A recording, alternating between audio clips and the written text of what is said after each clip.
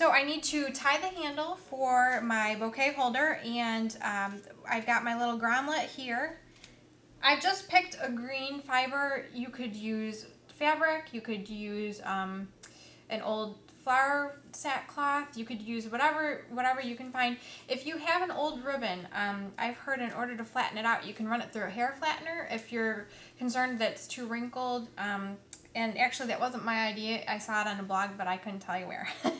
So we're going to just be threading our fiber, or our handle fiber, through the little grommet. Just push that through and pull it out the other side. And then because our hole is so small, which is great, we're just going to tie a simple knot on the end in order to keep our handle from slipping through. So that's how you do that. Nice and snug. And then this will come around just the other side, and you do the same exact thing over there. And depending on how long you want your handle to be, you can make it longer or shorter. So we have assembled everything, and after all this hard work, we're ready to put our project together. And as you can see, here's my cone with my little fiber handle, and it is a little skinny cone, but that's just the nature of the product. It's handmade. So we've got our flower, and it's on our hanger here. And we have turned these up some, and if you wanted to rough up the edges or work with the flower a little bit more, depending on what you're what look you're interested in, that's great.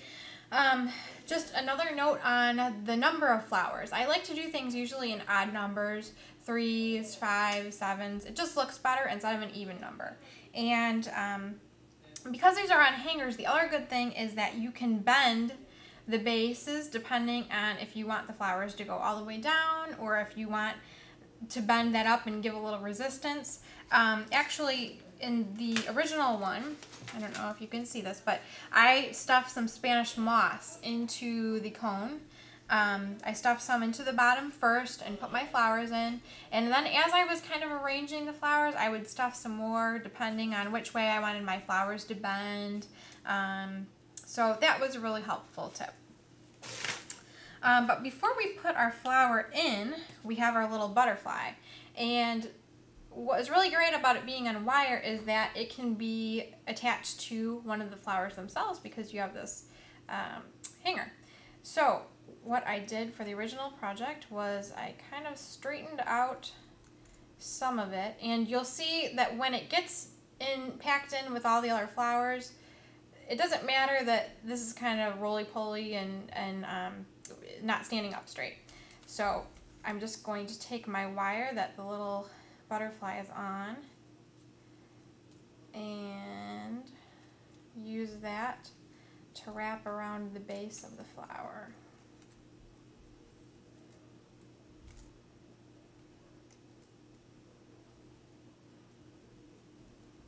Okay. So he's attached, and like I said, once he gets in there with all the other flowers, you can work with them if you wanted to put them in between some petals and make them look like he's landing on the flower. It's all up to creativity. So I can bend my hanger, and of course there would be other flowers in here, so it wouldn't be the Lone Ranger. But it would stick in like that. Then we have our tag. So I'm going to set this down, and we have tied our tag with some fiber as well, green, so it matches our project. And on the original project, I just looped it around the handle and tied it off.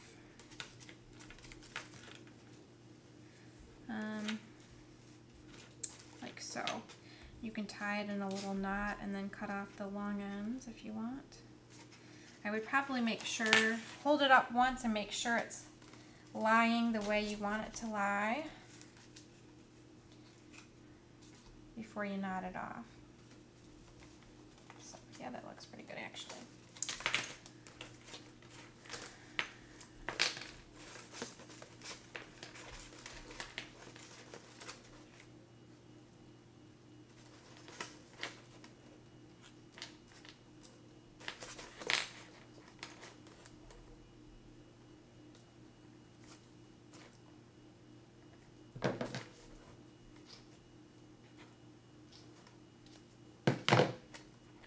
And if you have a fabric, you can pull out the edges and fray the edges if you want, make it a little more tattered.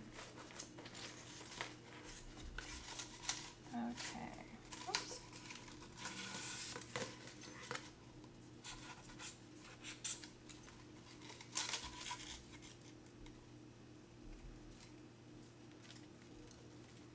Okay. So there's my one flower, my butterfly, and my Mother's Day bouquet awaiting more flowers.